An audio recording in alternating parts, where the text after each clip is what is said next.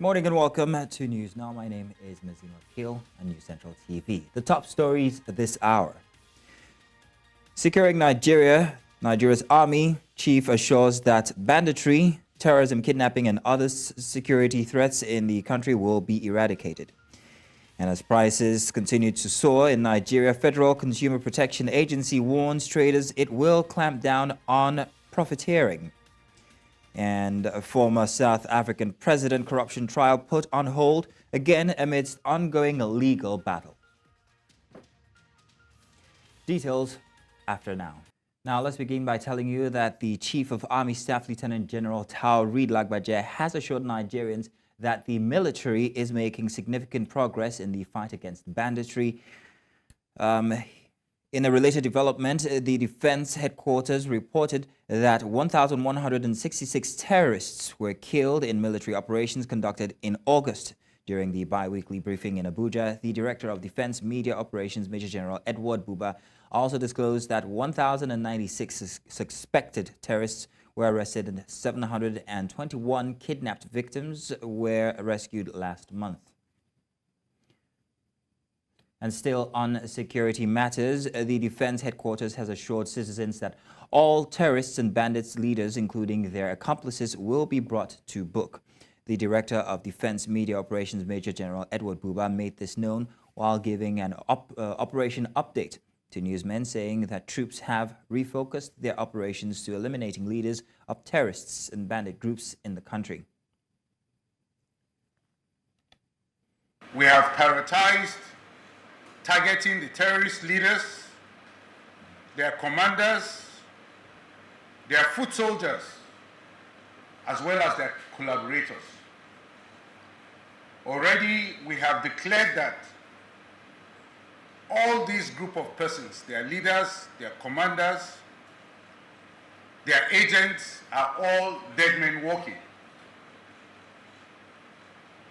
When we say that, it is not a threat, but a fact, as we have indeed taken out several of these terrorist leaders and their commanders off the battlefield. Nigeria's Drug Law Enforcement Agency has commended several staff who have distinguished themselves in the war against illicit drug trafficking. The Chief Executive Officer of the NDLEA, Brigadier General Buba Marwa, retired, says those that have received commendations will be promoted for their bravery and professional conduct in the course of their duty.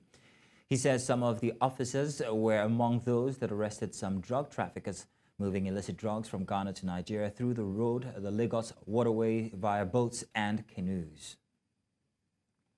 Despite obvious attempts to thwart this interdiction, our officers were very resilient and they prevailed over the situation. It is in recognition of their gallantry that we are here today. I give them a special accelerated promotion to the next ranks, and also, in addition to decorating them in their new ranks, I would present them with the Chairman's Commendation Awards. A federal high court in Abuja has dismissed a suit filed against anti-hardship protesters nationwide due to a lack of diligent prosecution. Justice Peter Lifu struck out the case on Thursday after the 17 plaintiffs who initiated the suit failed to appear in court, and the 26 defendants who were present had no legal representation. The plaintiffs from the 6 geopolitical zones of Nigeria had sought a court order to stop the protests, claiming their rights to freedom of movement, human dignity, property ownership, economy and social development, and national peace and security were being infringed upon. Despite the case being scheduled for hearing, none of the 17 plaintiffs or their lawyers were present. Justice Lifu, noting their absence, stated that the plaintiffs appeared to have lost interest in the matter, leading to the dismissal of the case.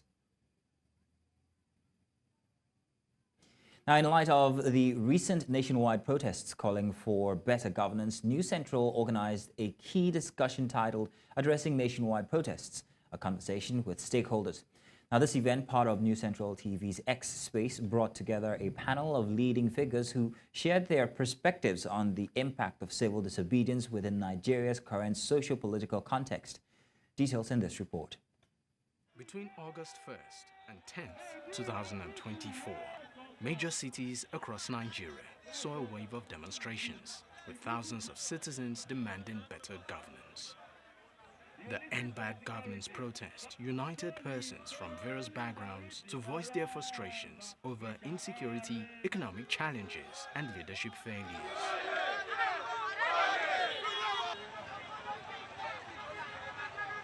The protest highlighted a growing desire for accountability and effective governance.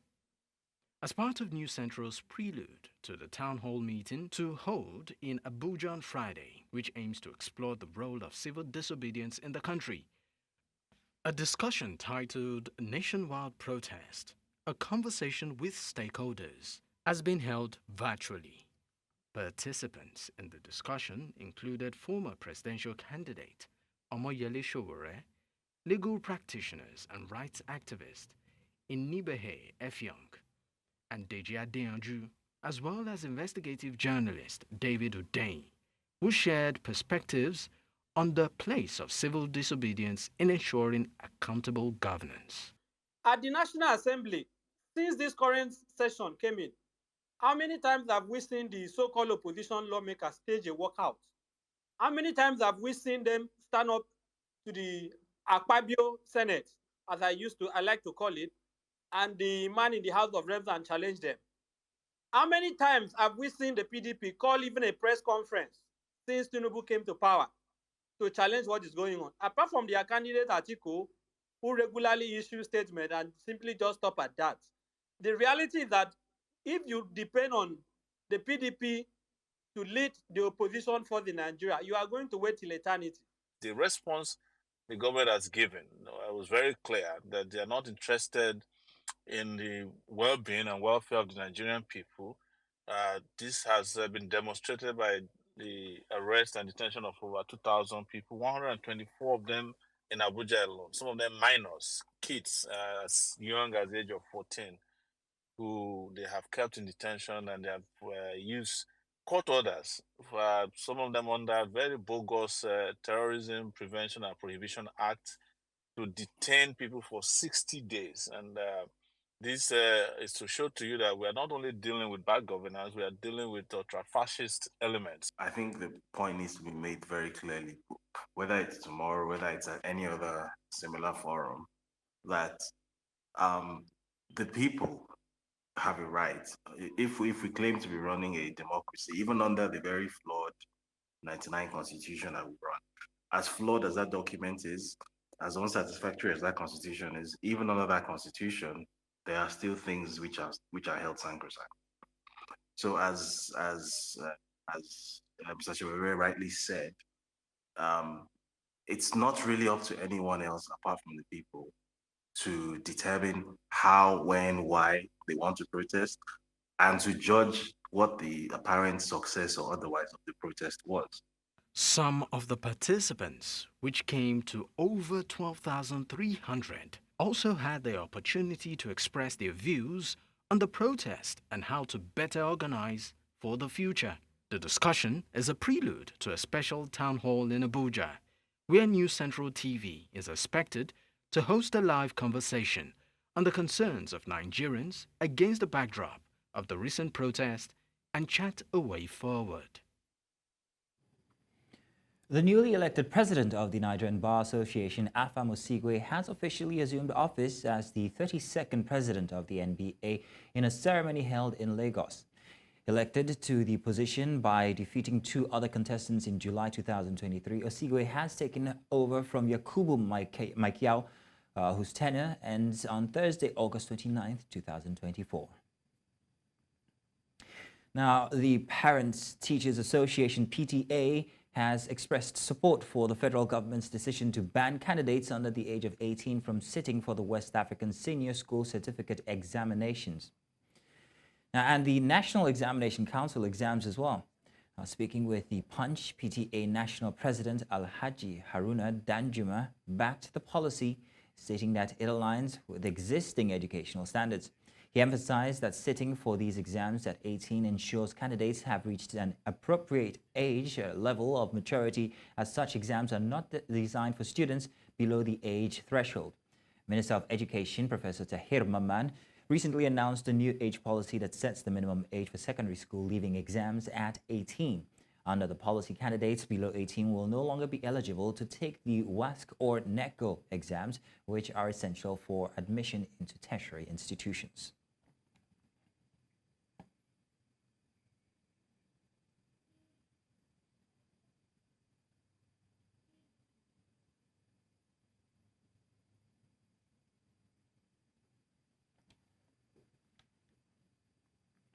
We'll now go back to a package which we should have had from before on the swearing in of the new president of the NBA. Take a look. The event brought together a gathering of esteemed legal professionals, including past presidents, general secretaries, chairmen of branches, and members of the inner and outer bar. The NBA Transition Implementation Committee presented a comprehensive handover report outlining the achievements and challenges of the outgoing administration. The library project and the remodeling of the NBA Secretariat Conference Hall and other areas projects. We also identified and mentioned other areas that will require the urgent consideration of the new administration. Outgoing President Yakubu Maikiao delivered a heartfelt welcome address praising the incoming president and expressing confidence in his ability to lead the association to greater heights. At the helm of the affairs of the Nigerian Bar Association for the next 2 years, after I yield and hand over the baton to him, is this gentleman, Mazi Afam Josiah Osigwe, Senior Advocate of Nigeria, Life Bencher. The highlight of the event was the presentation of certificates of return to the incoming president and national officers, followed by the swearing-in ceremony. The outgoing president then formally handed over the reins to President Afam Osigwe, marking a new era for the NBA.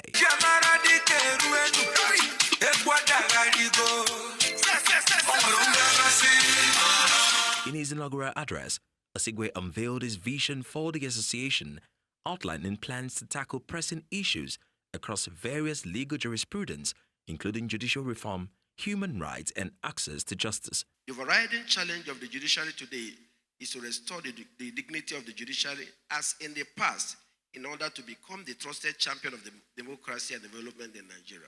Our appellate courts must return to delivering judgments that provide policy directions for other courts in the country in order to support our courts and the profession towards achieving the above objective. We hereby set up the Adjudicative Review Committee, ARC, of the NBA. The committee will periodically review the decisions from the appellate courts, especially the Supreme Court and Court of Appeal, and present well-researched commentaries on such cases that nudge the courts towards a more coherent and consistent adjudication that promotes the rule of law and democratic freedoms. The NBA plays a vital role in promoting the rule of law, upholding justice, and advocating human rights. With a new leadership at the helm, the association is poised to tackle the challenges facing the legal profession and contributes meaningfully to the development of the Nigerian judiciary. In Lagos for News Central, I am Igbalani Omoni. When I come out, Emeka don't they call me? Time now for a short break. When News Central now returns, FCCPC hints traders of enforcement actions after 1 month. Join us again.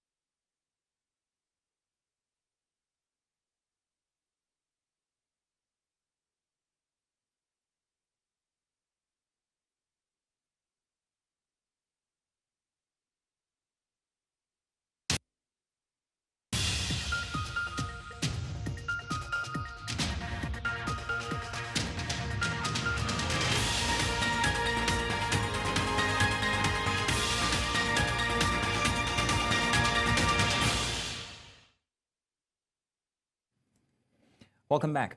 The Federal Competition and Consumer Protection Commission, FCCPC, has given traders and market stakeholders a one-month ultimatum to reduce the prices of goods and face enforcement action.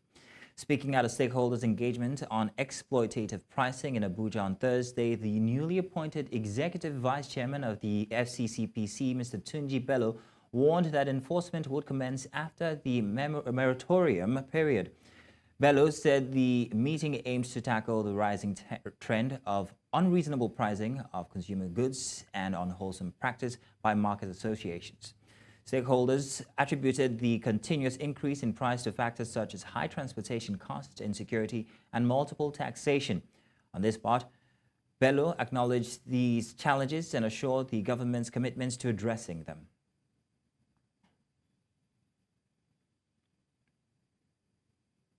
And secretaries to the government of the 36 states of the Federation have been tasked to focus on implementing and coordinating policies that will drive economic growth and foster development in the country.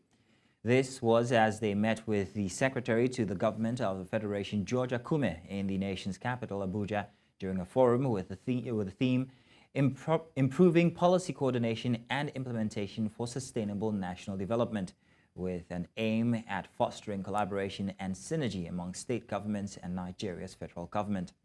The Secretary to the Government of the Federation says that the forum will also provide an opportunity to share insights and conduct peer review on the state of policy implementation nationwide. This forum presents a unique opportunity for us to share insights, compare notes, and conduct peer reviews on the status of policy implementation across national and subnational levels. Doing so ensures we strengthen the linkages between our various levels of government and drive the socio-economic growth and development of our country. Section 13 of our Constitution, which is the opening section of the fundamental objectives and directive principle of state, command that all those in authority, whether legislative, executive, or judicial, should work towards the observance and fulfillment of the objectives, principles, and directive principles of state. The office of SGF or SLG is not a creation of law. The office of SGF and SLG were mentioned twice in the Constitution, Section 171 and Section 208, then 5th Schedule of the Constitution, Part 2, Paragraph 10, and Section 209. The governor of Plateau State, Caleb Muftwang, has challenged the new acting head of service of the state, Stephen Gadong, to transform the public sector to a more dignified Plateau. The charge was given during the inauguration of Mr. Gadong and other cabinet members that will pilot the affairs of the state in their various ministries, departments, and also agencies. Chizoba Anyonwe is our correspondent in Jos Plateau State and now tells us more. This event, which brought together sons and daughters of Plateau State from far and near, is usually done as a way of formally bringing on board new cabinet members of the government. It is a way of putting on them a seal that will integrate them into the administration of the governor to contribute their quota to the growth and development of the state. The governor did not mince words speaking to the new additions. We're going to be insisting on excellence. We're going to be insisting on value addition. We're going to be insisting that we're going to stretch you and make sure that you can compete with your peers anywhere in the country. On March 25, 2024, the governor inaugurated a committee to look into the activities of the civil service in the state and make recommendations for better service delivery. Among them is this. The current structure of the civil service reveals significant gaps, inefficiencies, and a lack of some core competencies. There are some offices and commissions lacking independence and or clear mandates due to usurpation of functions, role overlap, and political interference. Shortly after taking an oath of service together with his colleagues, the new acting head of civil service had this to say. We assure you of our complete loyalty to your administration. We will work with all stakeholders to translate your vision into reality. We will strive to build a civil service that is not only a model of excellence, but also a beacon of hope for the people of Plateau State. With recommendations made and reconstruction ongoing in the State Council, the people of the state have high hopes for a better Plateau. Apart from the acting head of the civil service, others inaugurated are 10 permanent secretaries, 3 special advisors, 1 senior special advisor, 7 senior special assistants, and 1 coordinator for the non-governmental organizations in the state. In Jos for News Central, Chizoba Anyuwe. Now, for more than 4 decades, the Ohafia-Arochukwu Road has been in a dilapidated state, nearly cutting off a section of the Abia community. Arochukwu, the little attempt by the federal government before 1999 to reconstruct this road under the Petroleum Trust Fund came to naught following Olusegun Obasanjo's government's policy to revert to the Ministry of Works for such project. Now, following the recent flag-off of the road by the Abia state government, the citizens are ecstatic about the overall benefits. Now, News Central's Chinwe Ugeli reports. Not many people alive in Abia State can remember the last time the Ohafia-Arochukwu Road was ever in a good state, as the long period of its deplorable condition might have overshadowed their memory. It is a 23 kilometers road covering 14.3 miles between Ebemo Ohafia and Amuvi in Arochukwu, traversing Ihechiowa, Ututu, Abam, and Isu. An estimated 180,000 people who are inhabitants of these areas have been affected by the poor condition of the road over time in access to health facilities, cost of transportation, and access to other communities.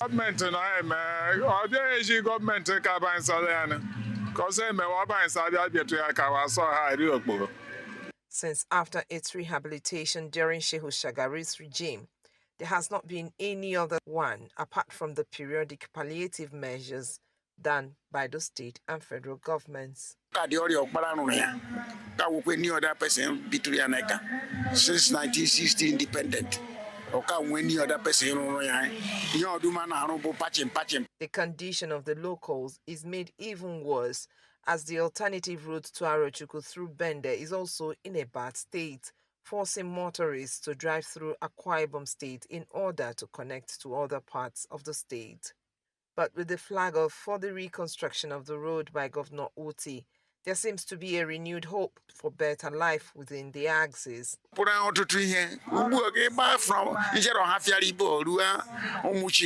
and I get 2,500 because of Ozadem. But Mbaba also one. On Abuge about 1,000. You don't have your Umuchi. And the cyclists. But for the gay buy a moto, they buy 500, more 400.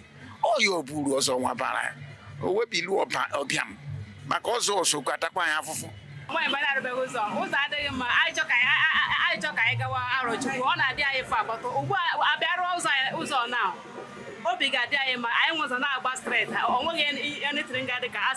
The people will still manage the situation until 2026, when the project would have been completed in full. For the citizens, commuters, and transporters, it does not matter whose responsibility it is to make the road motorable, as long as it is in a good shape and they can easily embark on a journey back home or out of the community without concerns over the condition of the road and what will become of their vehicles after every trip. President Bola Tinubu has approved a 50% electricity subsidy for public hospitals and educational institutions to ease their financial burden.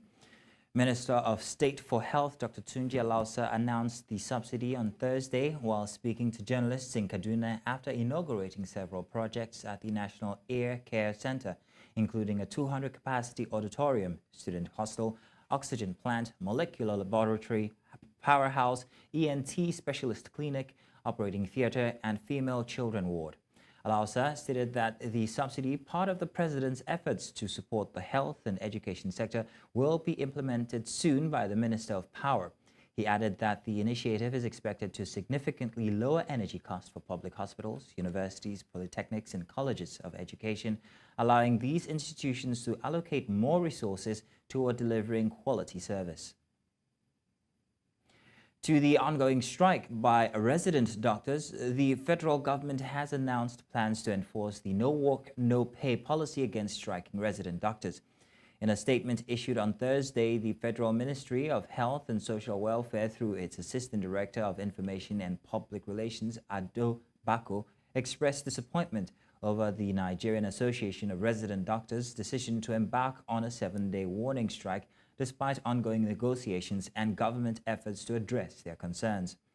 The strike, which began on Monday, was triggered by the unresolved abduction of Dr. Ganiat Kokola, who was kidnapped 8 months ago. The ministry reiterated its commitments to improving the welfare, safety, and working conditions of all healthcare workers, including resident doctors. It also called on the striking doctors to return to the negotiation table to find lasting solutions to the challenges in the healthcare sector. And to improve the ease of doing business on Nigeria roads, the Nigeria Shippers Council and the Federal Road Safety Commission are collaborating to increase the safe movement of goods across the country. This collaboration was brought to the fore during a one-day sensitization program in Lagos with the theme Safe to Load on Nigerian Roads. News Central's maritime correspondent Nioma Obiaswalu has the details. The Nigerian Customs Service has announced guidelines for zero duty on food items and importers who are eligible to participate in these imports. The restricted items include maize, millet, rice, and wheat. Others on the list are husked brown rice, grain sorghum, and beans. The project, which Customs said takes effect from July 15th, is expected to cost the federal government 188 billion. For their part, importers said that the news was received with a lot of enthusiasm, noted that they only got the official circular on August 14th. The time frame is short for the implementation of this thing because, from what I understand, it's going to end by 31st December 2024. And already we're in August, and the policy guideline just came out. The one I have from Customs was signed on the 14th of August. Today is 22nd, about 6 days ago. And we have this thing to end by 31st of December, except there will be an extension by the government. But I think the time frame to achieve this is quite short. With the guidelines out, the questions will be, how beneficial are they to its implementation? How will this quickly reduce the cost of these food items in the Nigerian market, considering the short time frame and the bureaucratic bottleneck currently hampering the speedy clearing of goods at the ports? Finally, the guideline to it is here, and we are happy, we are excited. At least the government is becoming, let's say, sensitive to the plight of the people in terms of hunger.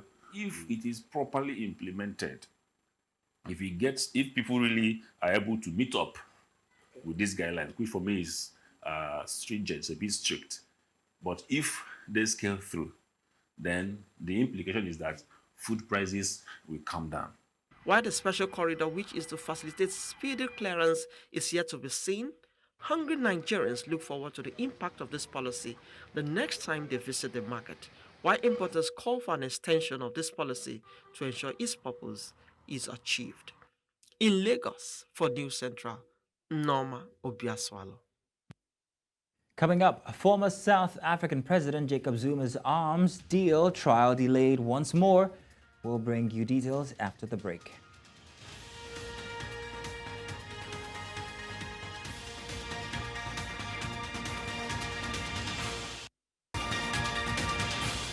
Welcome back. A Senegalese appeals court on Thursday upheld the life sentence of journalist Rena Kapin Basseni for his role in the 2018 massacre of 14 loggers in the southern Casamance region, while acquitting others or rather another man involved in the case. Now, Renegade Payne, identifies as the mastermind behind the killings, was accused of orchestrating the attack in January 2018, where armed individuals rounded up and murdered the loggers in the Bayote forest. The court in Ziguinchor, main city, confirmed his life sentence. However, Omar Ampoy Bodian, a member of the Casamance Movement of Democratic Forces rebel group, who was also sentenced to life imprisonment, was acquitted.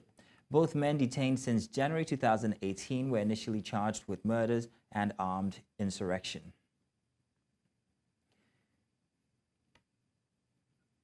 And the corruption trial of former South African President Jacob Zuma has been postponed once again. Zuma appeared in the Pietermaritzburg court on Thursday, where his trial related to arms deals was rescheduled for September 11th. The delay comes as Zuma's legal team continues to push for the removal of prosecutor Billy Downer from the case. Following the court appearance, Zuma addressed his supporters from a stage in Pietermaritzburg, reiterating his stance on the ongoing legal battle.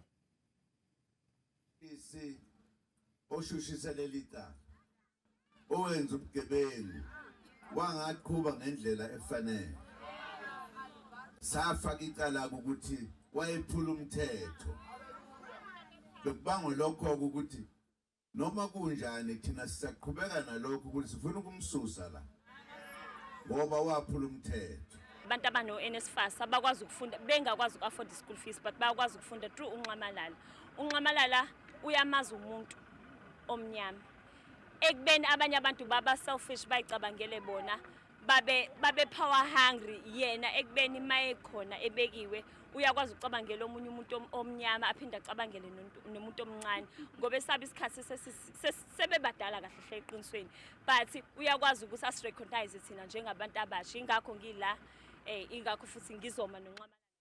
Still ahead, Honduras authorities seize 1.3 tons of cocaine. We'll bring you details after this short break.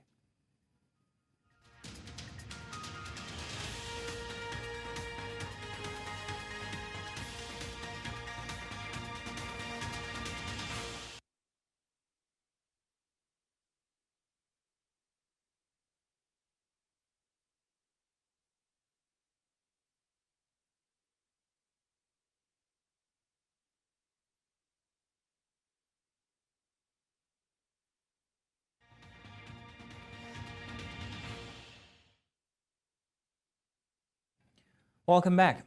More than 2,700 packages of cocaine weighing a kilo each were found late Sunday in the eastern region of Gracia a Dios in Honduras. Armed Forces spokesperson Santos Nolasco said the haul was discovered in 2 boats on the beach, adding that authorities were searching for any other hidden packages. Since the 1970s, Honduras has been a transit point for cocaine smuggling from South America to the United States. On March 24, naval forces in the small Central American country seized more than 1.3 tons of cocaine and arrested 10 suspected drug traffickers in the Caribbean Sea. En la vía aérea, que es la que hemos tenido bastante resultados, han venido a dejar droga en avionetas, se han comisado avionetas, helicópteros. Y la segunda ruta, que es la ruta marítima. Y tenemos una tercera ruta, que es la ruta terrestre. Pero esta ruta terrestre, recuerde, que son más de 5.000 kilómetros para llegar a su objetivo. Entonces, lo que les quiero decir es que los ojos y los oídos que tienen que tener las autoridades son los que nos van a llevar a la captura de estas personas que quieren introducir estos alucinógenos. Gracias a Dios fue capturada esta persona. Lo único que le puedo dar fe es de que esta droga fue decomisada y toda la que circule por el territorio nacional va a ser decomisada también. Esa es la función que nosotros tenemos, darle cumplimiento a la normativa jurídica. Now let's join our business desk for updates on business news. The Nigerian Export Promotion Council says the revenue generated from the country's non-oil export in the first half of 2024 reached $2.7 billion, representing a 6.26% increase compared to the $2.539 billion recorded in the same period in 2023. Nonye Ayeni, the executive director of the council, disclosed this during a press briefing in Abuja on Thursday.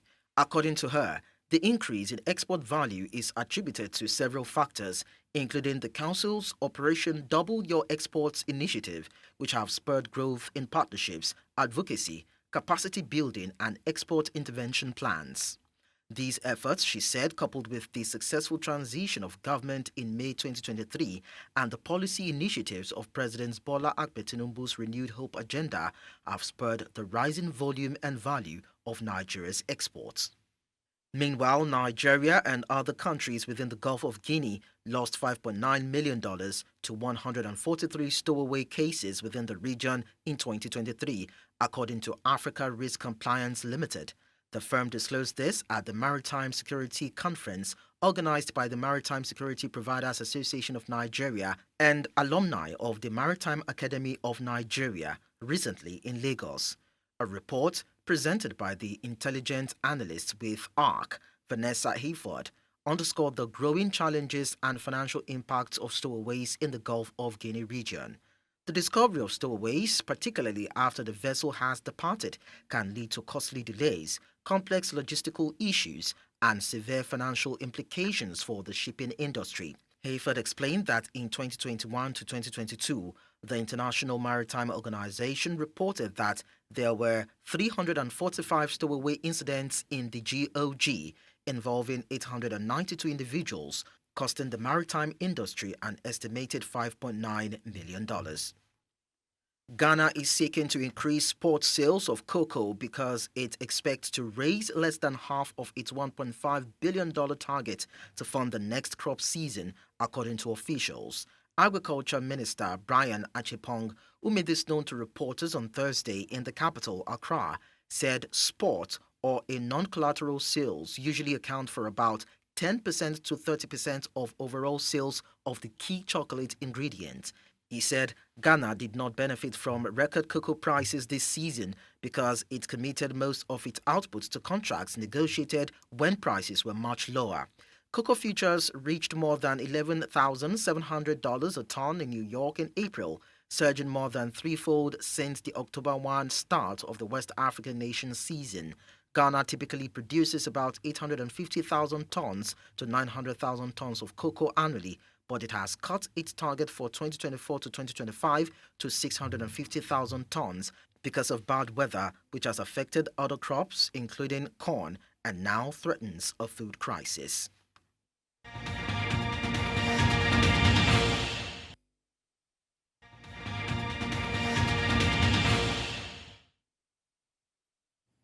Welcome back for sports. Now, recent years have witnessed a concerning increase in cardiovascular issues among athletes, challenging the perception of athletes as paragons of health. Various factors contribute to the trend, including intense physical demands, undiagnosed congenital conditions, and stress. A recent tragic example is the case of Juan Izquierdo, a 27-year-old Uruguayan player who collapsed during a game in Brazil and passed away 5 days later. Dr. Babatunde Akimbinu, National Publicity Secretary of the Nigerian Association of Sports Medicine, emphasizes the need for improved safety measures. Mariam Bolaji has continued her impressive run for Team Nigeria in the para-badminton event of the Paralympic Games in Paris, winning her second game with a 2-0 result over Australian opponent. She earlier defeated India's Mandeep Kaur 2-0 in the women's singles Batch B match. However, Nigeria faced a setback in table tennis as Victor Fainloe and Kayode Alabi lost 2-0 to China's Peng Weinan and Huang Jiuxing in the men's double round of 16. And still more on sports now. Football Super Eagles' duly appointed coach, Bruno Labbadia, will receive the 23 invited players from Monday, 2nd October in Uyo, Akwa Ibom State. Now, some of the players have vowed to revenge the 2023 African Nations Cup runners-up slim 2-1 loss to the Cheetahs of Benin Republic in the FIFA World Cup qualifier when both teams locked horns on 7th September at the Godswill Kwabio Stadium, Uyo. Alex Iwobi, Wilfred Ndidi, and Moses Simon were on score sheets in their respective clubs at match day games. Lagbaja will look forward to starting his role as the Nigeria coach on a winning note, as many players who missed the 2-1 loss to Benin Republic game are available for selection next Saturday in Uyo.